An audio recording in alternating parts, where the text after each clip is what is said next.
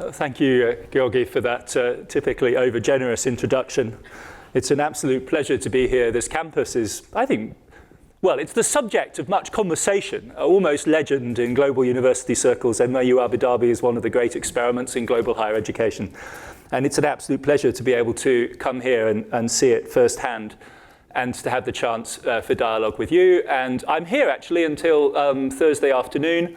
So if there's anything I say in conversation today and in Q&A afterwards that you'd like to follow up on, feel free to reach out. I'm incredibly easy to find on the internet. Pop me an email and I'll be delighted to have coffee or enter into conversation with you. The subject of today's talk, climate change and the politics of climate change, is everywhere right now, literally everywhere you go, producing absurdly incongruous meetings like the one I couldn't resist putting up here. The teenaged Swedish activist and the dishonoured, disgraced Charles III, pretender to the British crown in due course, meeting at Davos on the issue of climate change. When this is beginning to happen, you have to say that the topic is truly everywhere. And it's one which I think has a great urgency, and I'm going to conclude by saying today, arguing today, at the very end of my talk, if I get there in time, that there is indeed a real urgency to global climate politics in this particular year, building up to November 2020. We are on the cusp, I think, of a potential disaster, which makes this topic extremely urgent. But you might very well ask, what has a historian really got to tell you about this? This is a subject surely for scientists. It's a subject for experts, technocrats, economists, political scientists maybe. But what has a historian got to tell you about this topic?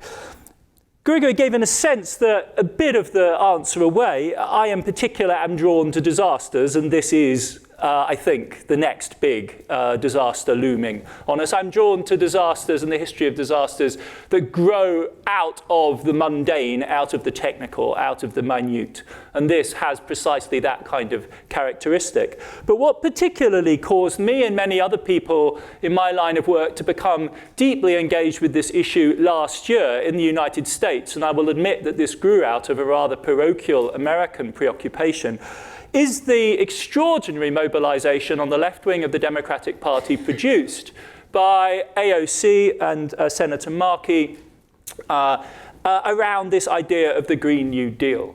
And this had a shocking impact on me as a historian because it forced the issue of climate change and the politics of climate change, rhetorically at least, and I'm going to show that it's a little bit more than that, into a dialogue with the narrative, with the story of American history in the 20th century. It placed this topic of climate change that otherwise might be thought to exist in the realm of science and technology and economics in conversation with American political history. And what I want to do in today's talk, and in a book that I'm currently engaged in, is, if you like, tease out layer upon layer of ways in which the issue of climate change is deeply steeped in, imbricated with, tied up, encrusted with historical narratives and claims about history. And I think I'm going to end up with 11 layers today, again, if I get through to the end of this talk, to try and show the way in which history is engaged by this question. And in some ways, I think I would claim that this is the most dramatic question facing those of us who think about modern history at the current moment. At the most basic level, when you say there is climate change, you are making a historical claim. You are making a claim about a break in an otherwise other type of development, a natural development, for instance. Many of you will have seen this kind of graph. And what we're saying is that something happens in, well, let's leave that question open for a second. But the claim is inherently historical.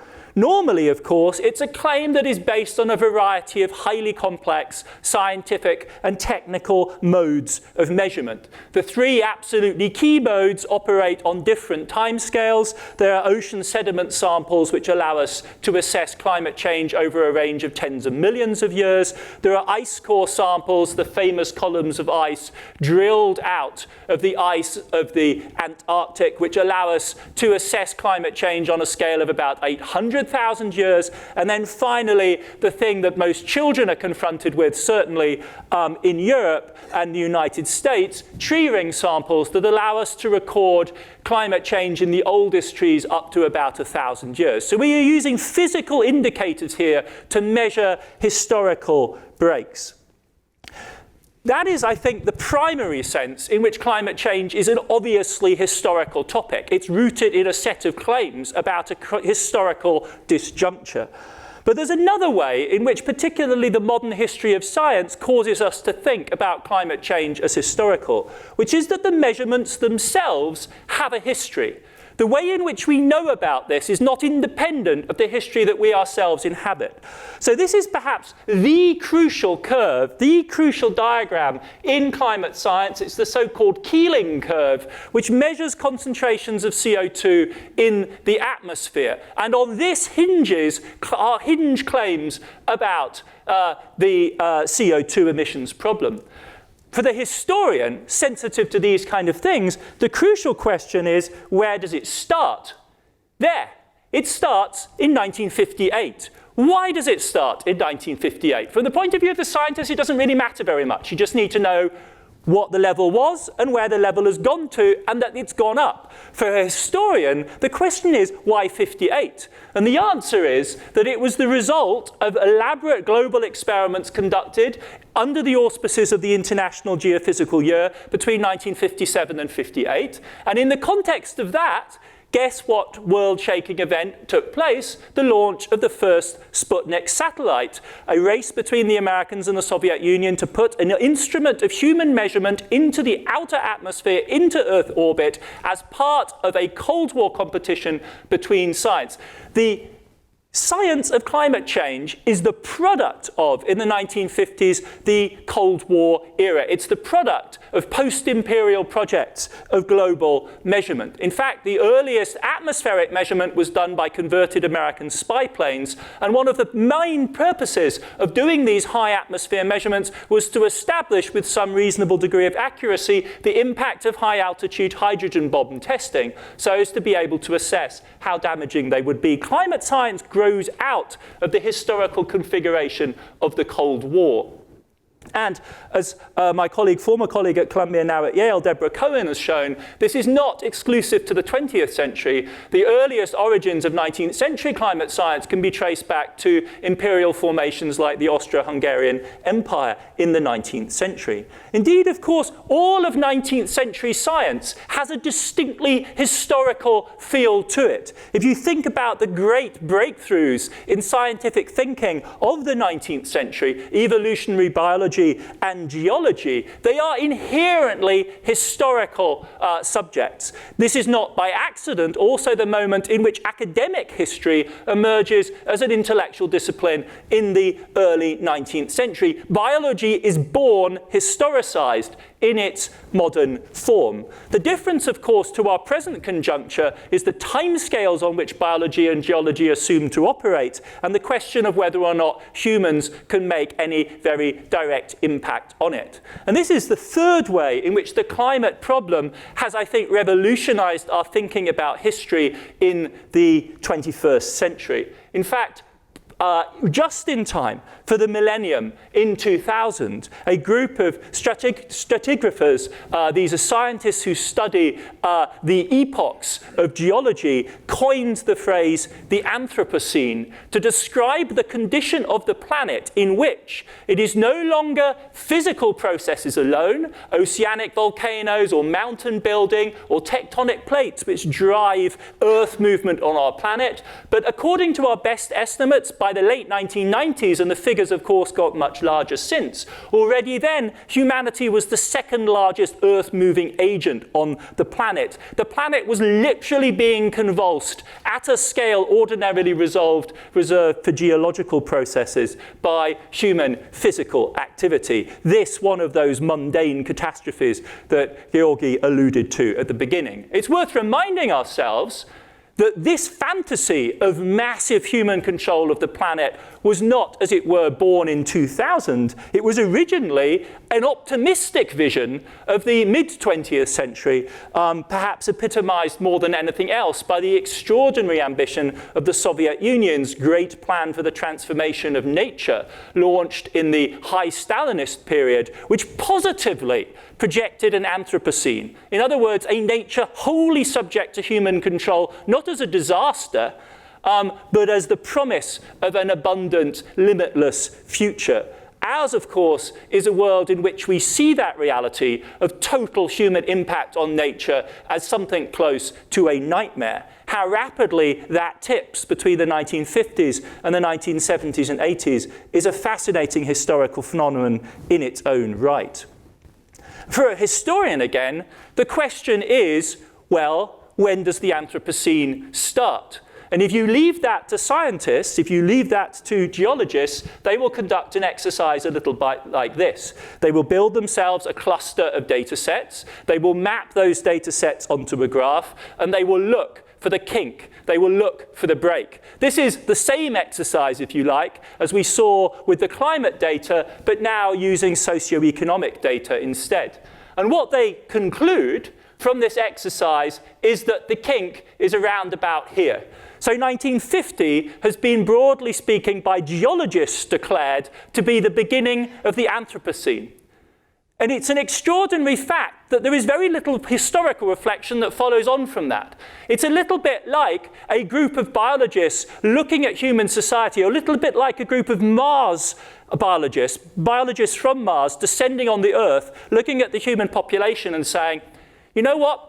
We think something odd happens to humans between about the ages of 14 and 18. We don't really quite know what to call it, but something happens there. There's definitely a change. That's a little bit like the communication between geologists talking about the Great Acceleration and historians. Because for historians, of course, political historians, diplomatic historians, historians of the modern world, this period picked out by this data is, of course, the age of total wars, the age of extremes, the emergence of the Cold War, the beginning of the atomic age. If you wanted to date the Anthropocene in a way which made it immediately political, you would, I think, want to choose this moment. Not the atomic bombs of Hiroshima and Nagasaki, not big enough by half to really be Anthropocenic types of weapons. You can burn down, incinerate half a big city with one of those weapons. It's not until we enter the age of thermonuclear war in 1952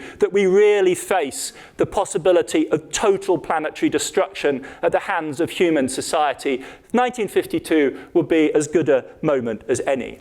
But of course, atomic power, despite the promises of the 1950s, doesn't turn out to be the real driver of modernity. That doesn't turn out to be the fuel source of the future, something that we might come back to in discussion. The key driver of that break, of the Great Acceleration, of the lurch towards an out-of-control anthropocentric driver of natural transformation is the transition that you see here from the early age of fossil fuels, the early age of fossil fuels being a coal-centered fuel model, to the hydrocarbon age, beginning, of course, with the mass mobilization of oil, and then gas from 1945 onwards. And it's that transformation, of course, that radically transforms the way in which industry functions, the way in which chemicals enter into human life, the way in which people move around the planet, and of course completely changes the circumstances of entire regions of the world,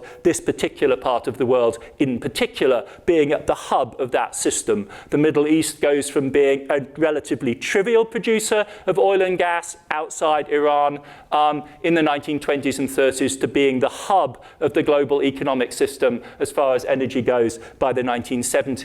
That is the story that's hidden in this curve here. And it is an effect at a planetary scale.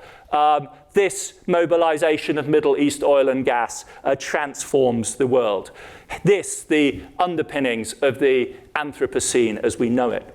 But as soon as you launch a category like this, into academic debate, people start struggling with the concepts that are implied. And the concept of the Anthropocene, as young as it is, having been launched only as recently as 2000, has attracted a massive amount of critical attention from scholars, which have opened up a series of other ways of thinking about this transformation.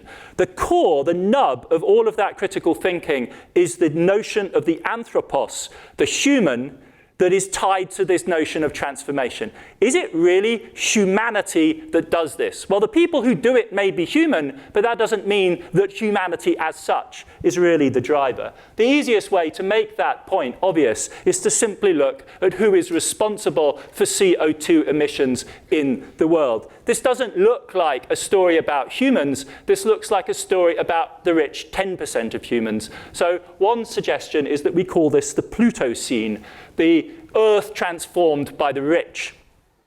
That makes it very personal. That points the finger at every single one of us in this room and our lifestyles and the lifestyles of virtually everyone that we interact with, and places like this and the entire infrastructure of transport that make them possible, and the extraordinary luxury to which I was treated on the airplane last night, courtesy of your university.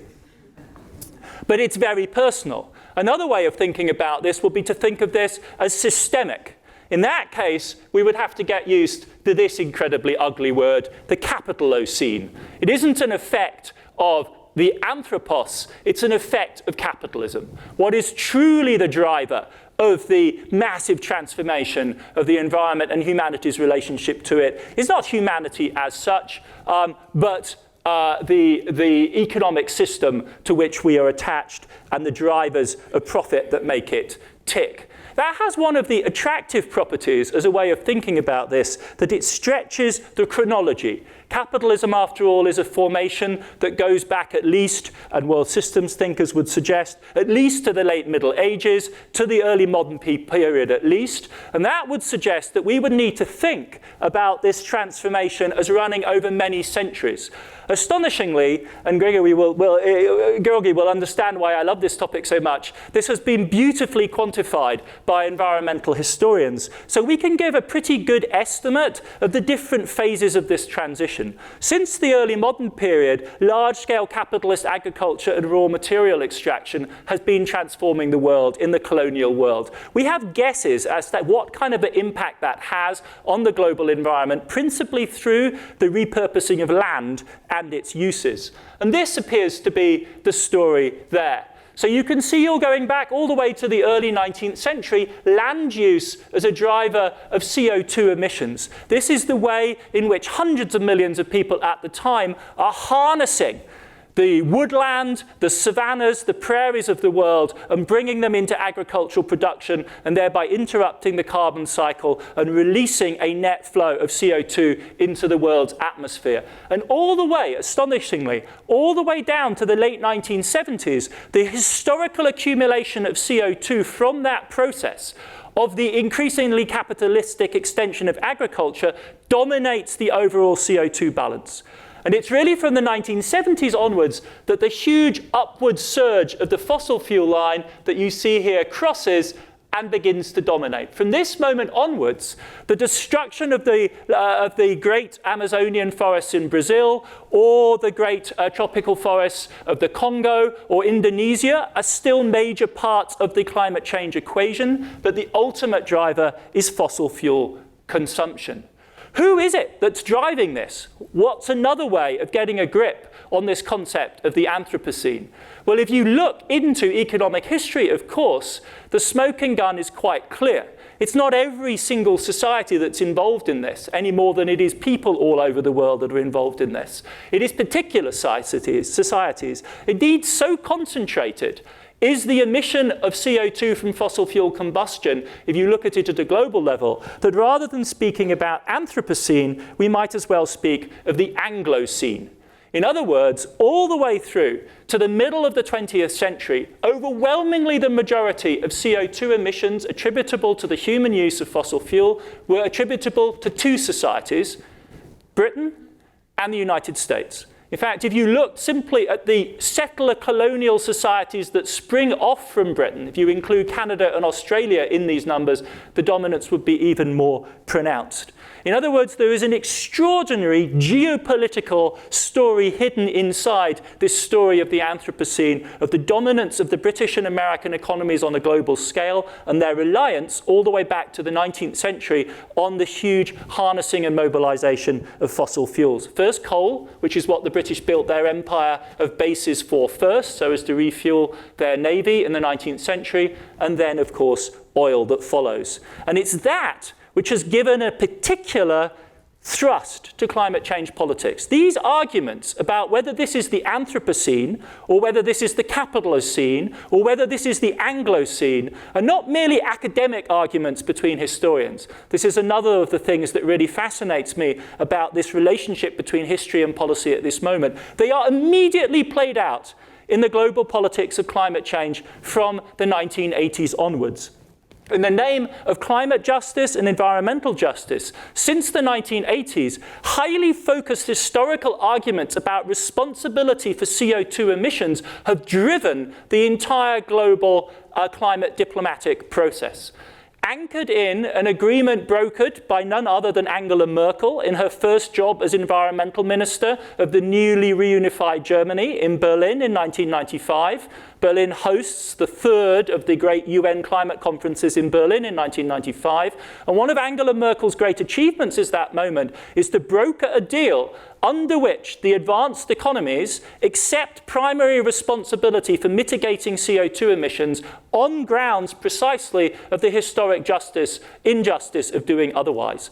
Under huge pressure from newly mobilized, the so-called G77 group of countries, indigenous rights populations around the world. And we can, in fact, spell out an entire quantified history of the world now, not simply as an abstract exercise, but as an exercise in justice. In other words, if we know what our carbon budget is left to stabilize at a certain temperature, given what the climate models tell us. Say if we want to hit a 2-degree target with a relatively high degree of probability, give ourselves a 50-50 chance of doing so, how much CO2 do we think we can emit? And then what we can do is we can calculate back out of the historical record, depending on how much each country has already emitted, how much they should be permitted to emit in future.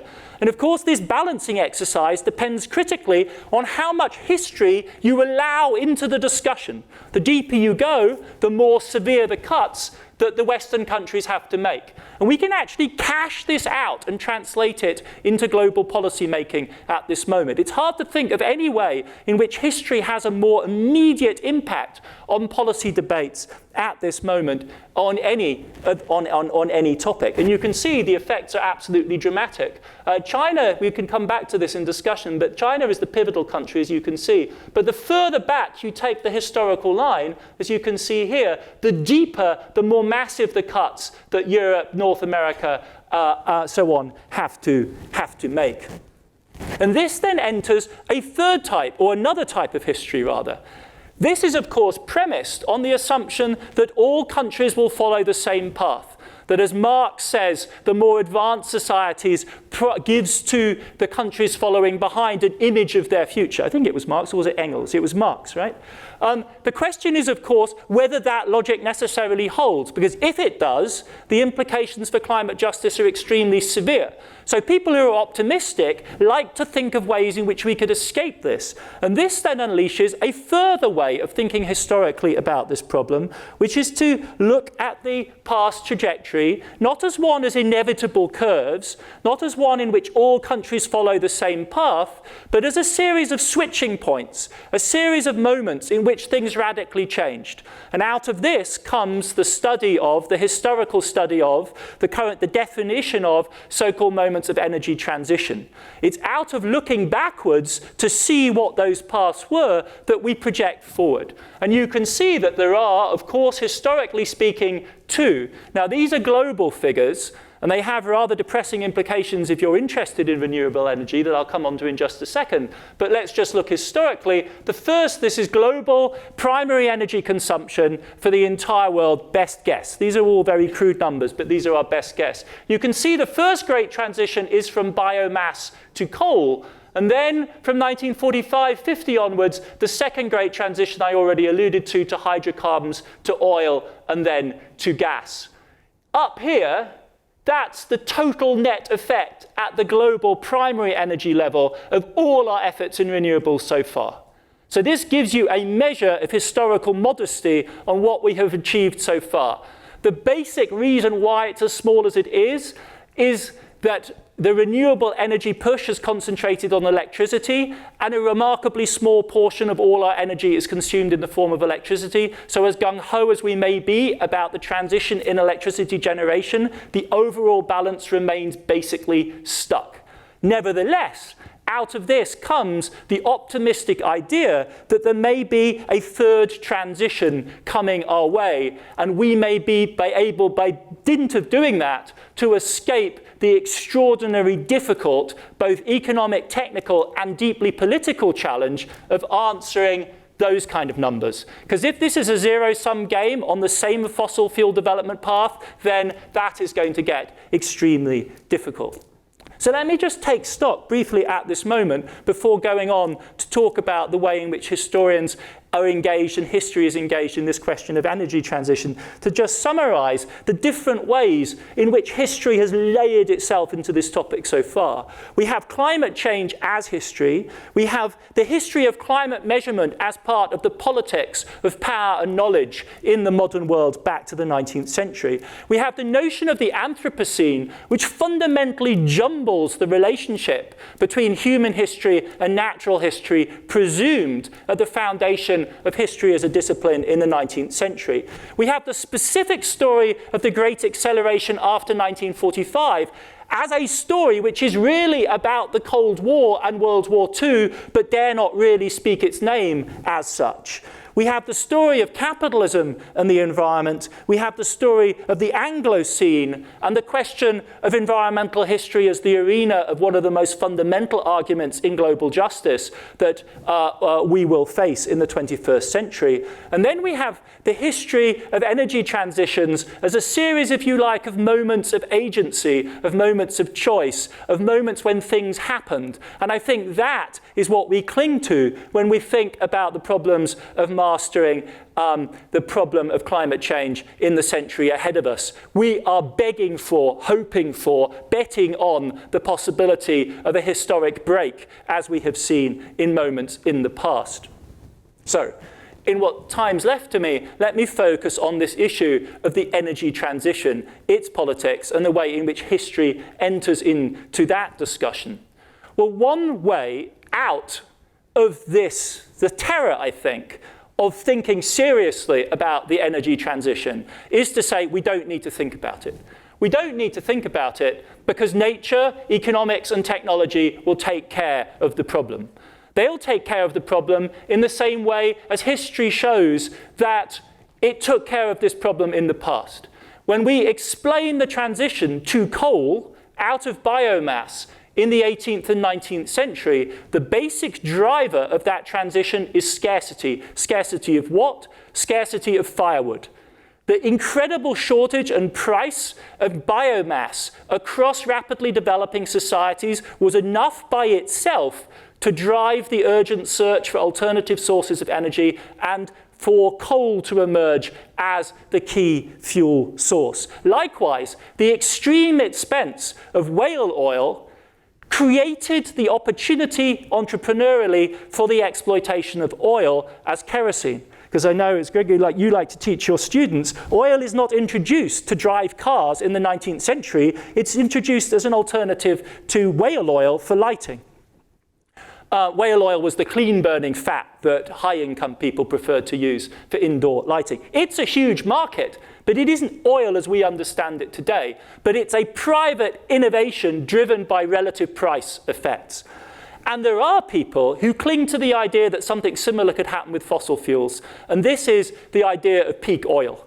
If peak oil is real, as postulated by theorists and economists all the way back to Jevons when he was writing about coal in the 1860s, down to Hubbard writing about oil in the United States in 1956, then maybe we don't need to worry, because fossil fuels will simply become so scarce and their price will rise so fast that they will be priced out of the economic system.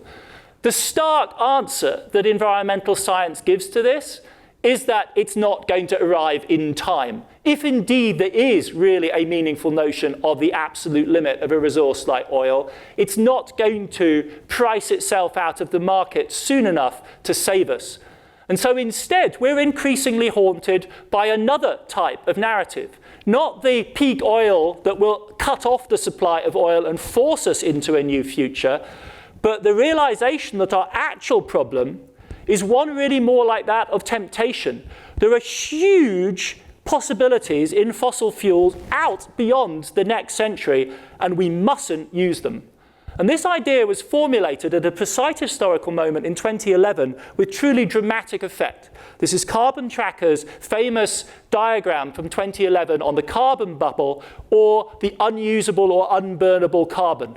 Our reality is defined by the fact not that we are going to face a natural shortage that will engage our innovativeness so that we innovate our way out, but that we actually need to find a way of not using the vast majority of carbon resources that face us. It's a particular sort of the denial of a vast array of possible futures, most of which are catastrophic from a climate point of view. And you can see the scale of this problem. This is our carbon budget between 2000 and 2050 that we can safely burn to get somewhere to within 2 degrees. That's the amount of resources we already have. Before the petroleum engineers get going and find even more, that's how many were burned between 2000 and 2011. So multiply that out, and by 2030, we're done. This is the future that we must not activate. The question here, fundamentally, is not one that's going to be resolved by markets. It's not one that's going to be resolved by technology. It's not one that's going to be resolved by natural resource constraints. We have to bite the bullet and understand the politics that will be necessary to engineer an energy transition. Our future energy transition, if we get to one, is not going to be like those of the 19th and 18th century. In other words, we must relate to the politics of energy. Now, if we think of the 20th century as the 20th century of the Cold War, of the hydrogen bomb, of the Anthropocene in that sense. The 20th century is also, of course, the century of the big state, of big government. If we're used to thinking of warfare states and welfare states emerging out of the Great Depression of the 1930s and World War II, I would suggest to you, and a large group of modern historical scholarship on energy politics suggests, that we need to think of the energy state as well. Britain is a particularly striking example of this, and one that matters beyond the parochial concerns of Europeanists, because Great Britain is the Saudi Arabia of coal in the 19th century, the major source. And this is the moment on 1st of January 1947 when British coal was nationalised and became part of the British state apparatus. So at this moment, the history of the energy problem and the energy transition problem intersects with the contested history of the state in the latter half of the 20th century. And we all, after all, have a cliche idea of how that goes down. We know that neoliberalism and the market revolution sweep away the structures of the mid-20th century. What we sometimes, it's worth doing, need to remind ourselves of is quite how central energy is to that particular story. Because this happy narrative of the Saudi Arabia of coal being nationalised for the benefit of the British people ends here on the picket lines of 1984-1985, one of the great moments of class conflict in West European history, in which the workers of the British mines confronted the Thatcher government and the considerable clout of the British state. It's a ludicrous picture in many ways. It looks as though they must have staged it. But the class politics of 1984-1985 were very real. And so it's not, I think, for nothing that the preeminent intellectual activist of the climate politics in North America today, Naomi Klein, sums up the story like this. It's an epic case of historical bad timing, she writes. Just as governments were getting together to get serious about reining in the fossil fuel sector, this is in the late 1980s, just as the global climate science was getting serious and making us aware of the problem, the global neoliberal revolution went supernova, and that project of economic and social re-engineering clashed with the imperatives of both climate science and corporate regulation at every turn. It was this convergence of historical trends, the emergence of a global architecture that was supposed to tackle climate change, and the emergence of a much more powerful global architecture to liberate capital from all constraints, that derailed the momentum towards a timely climate fix in the late 1980s. And we live, she argues, in the aftermath of that coincidence, struggling still today to re-engineer market-based policies towards this priority of managing the climate change. I think she's absolutely right in identifying the significance of this coincidence in the late 1980s. The question, I think, is whether this coincidence is the sort of accidental irony of history that she suggests here, or something much more fundamental.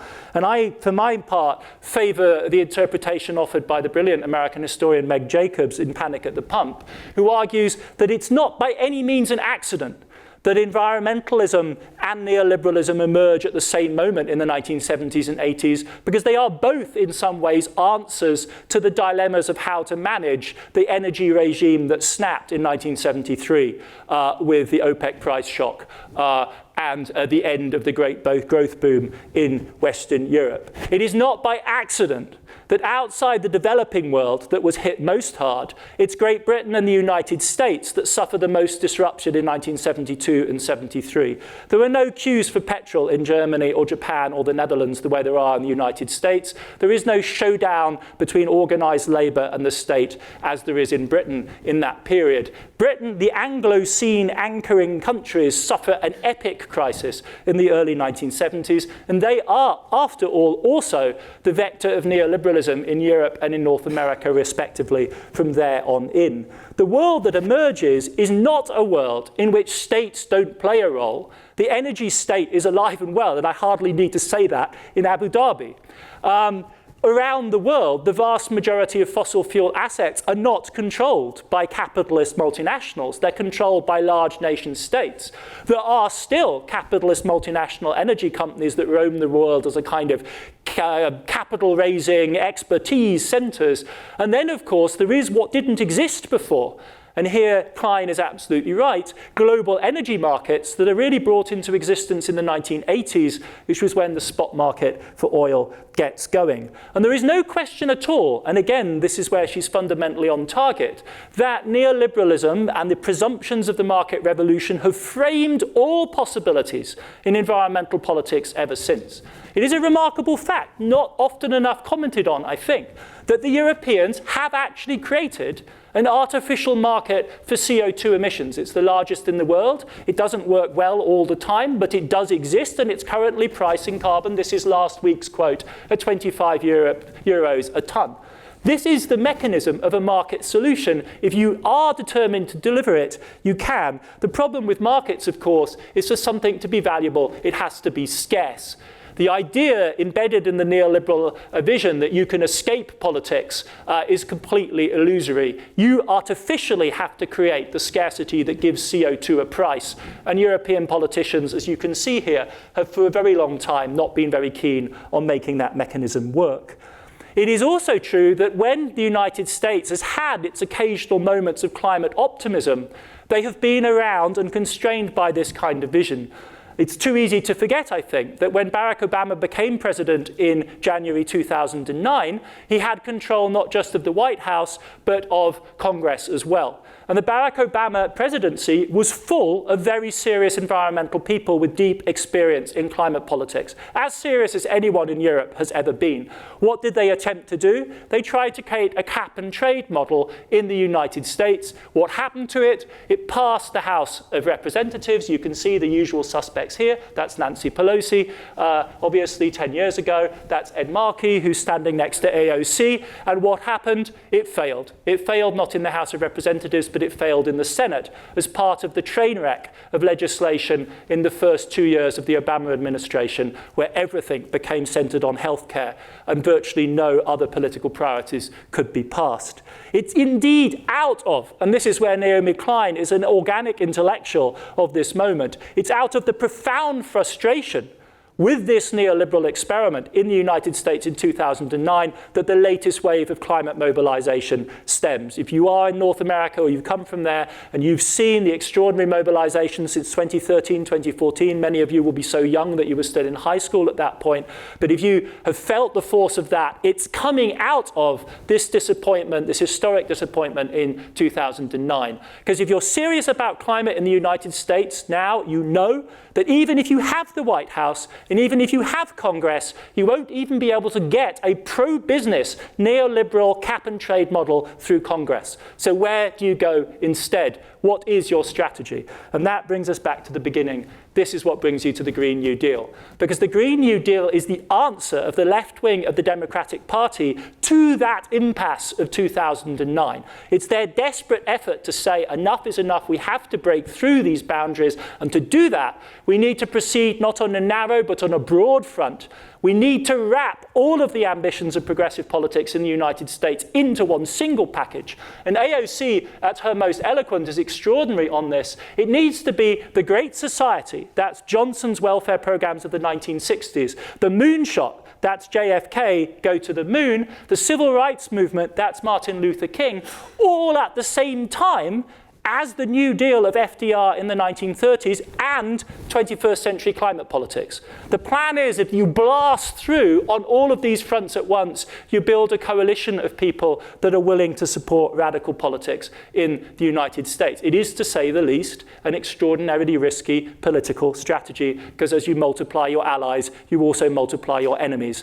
And that is one of the fundamental questions facing this. You can see the sort of shipwreck that you can suffer in Britain, where the British Labour Party adopted the Green New Deal in the fall of this last year, and we know how that political project ended. But the commitments by the American presidential candidates from the Democratic Party right now are astonishing.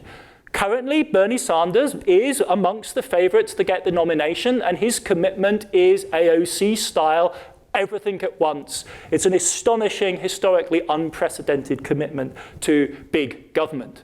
But I want to end by asking what the sources of historical inspiration of this vision are. You've already seen AOC summoning the spirits of the 1960s, really less the 1930s than the 1960s. Great Society, MLK, the moonshot.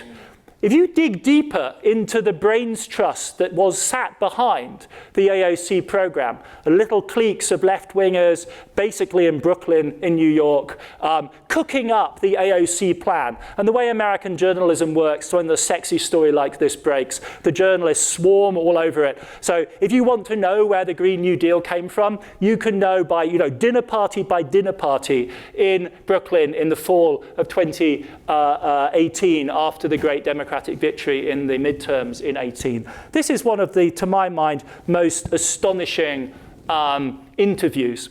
So this is a guy called Chakrabarti, who at the time was the chief of staff to AOC. And he was talking to a journalist about history. Because where do they get these ideas about the Green New Deal from? He'd been reading not just into climate policy, because they actually don't have much background in climate policy. They've been reading into it. As you will know as students, reading into something is really a euphemism for reading the beginning and the end of a book and not the whole thing. He'd been reading into climate policy, but into the history of transformative governmental programs. Sounding a little amazed, this is the journalist, Chakrabarti told me about FDR's Arsenal of Democracy speech, which spurred the industrial effort to support the Second World War. Did you know about this? Chakrabarti asked. He, FDR, gave this great speech, and then he also set production targets. 180,000 planes at a time when America was going to produce 3,000, and we ended up producing 300,000. He went on, I don't know if this is uniquely American, Chakrabarti continues, but I associate it that way. People get excited by this idea of let's come together and defeat the huge enemy through innovation by solving this crisis. I think that's motivating and inspiring. And obviously, as a history professor who specializes in this period, my heart is falling, my stomach is churning. There is something rather terrifying about this. But just think about where we started half an hour ago, and think about the chronology that's being invoked here. The airplanes that FDR commissions, what do those airplanes carry? Those airplanes carry bombs. What you really want to do is strap a very big bomb on one of those airplanes. This moment leads precisely here. FDR gave the speech. We ended up producing 300,000, a uniquely American thing. Let's come together and defeat this huge enemy through innovation.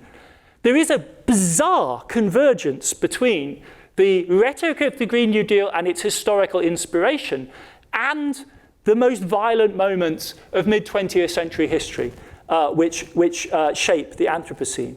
The Green New Deal invokes as its inspiration precisely the moment of state-led modernization that results in a great acceleration.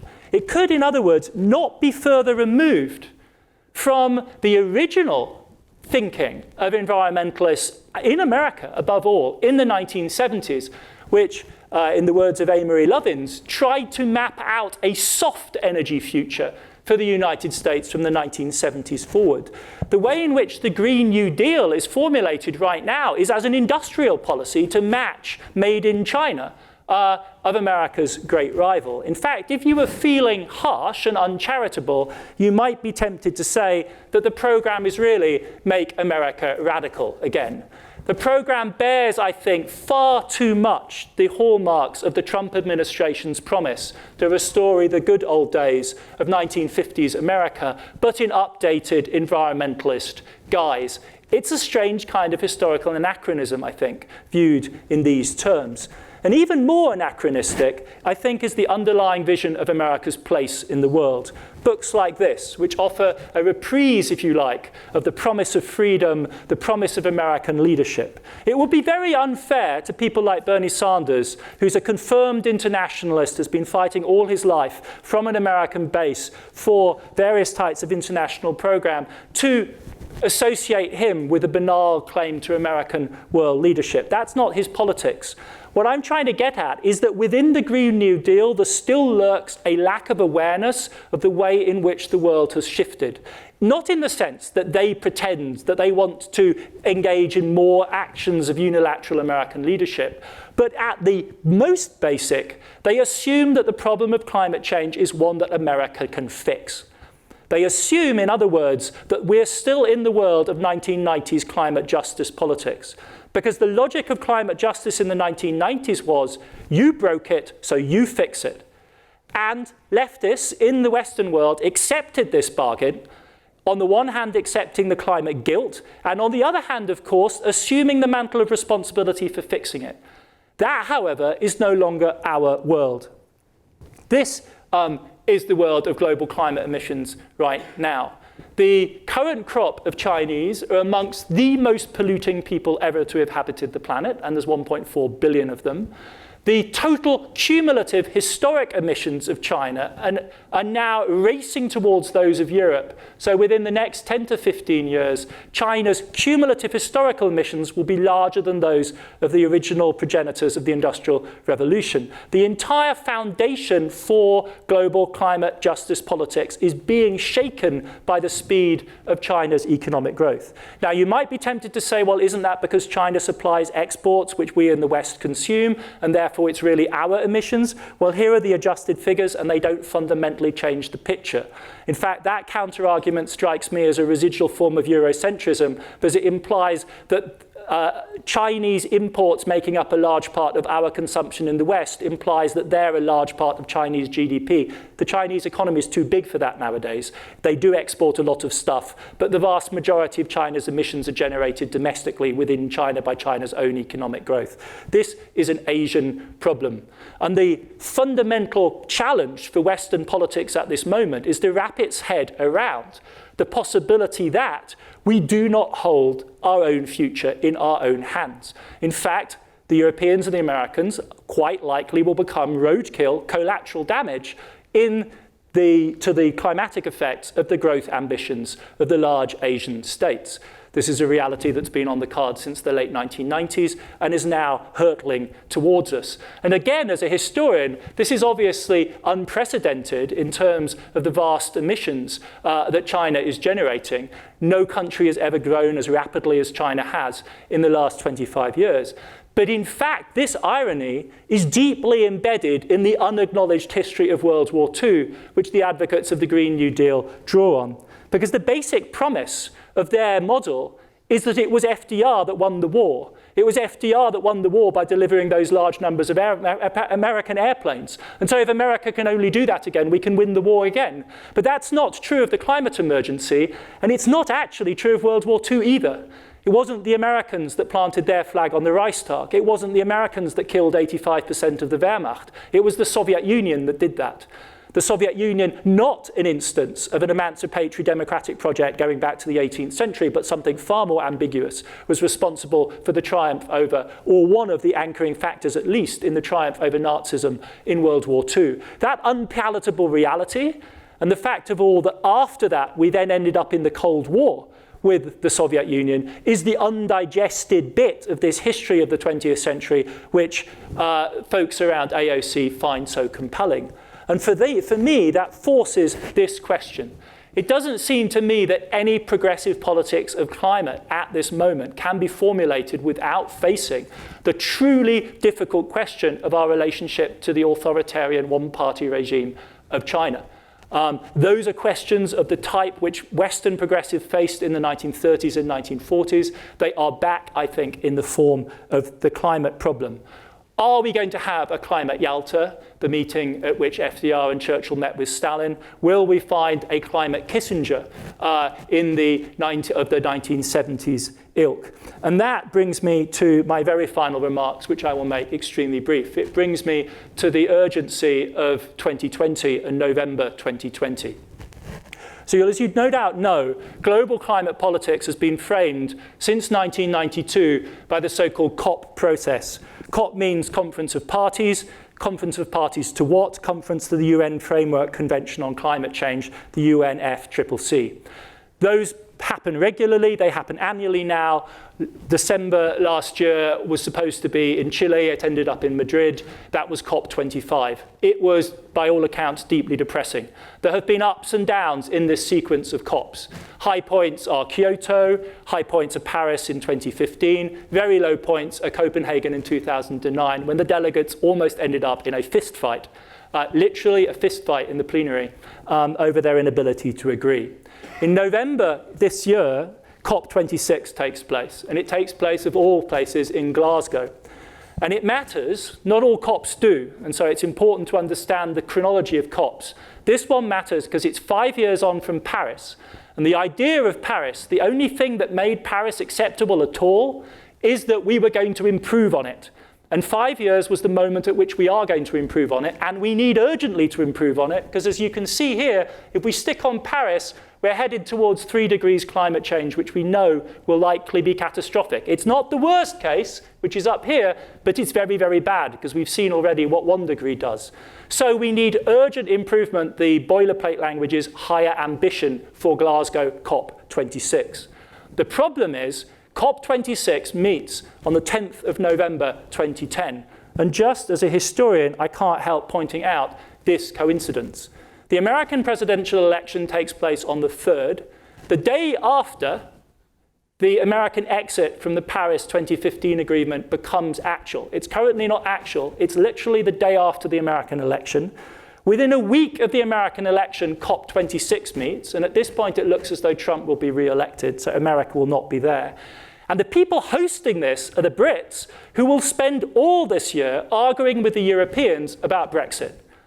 So Paris 2015 worked because the French ran 2015 like only the French know how.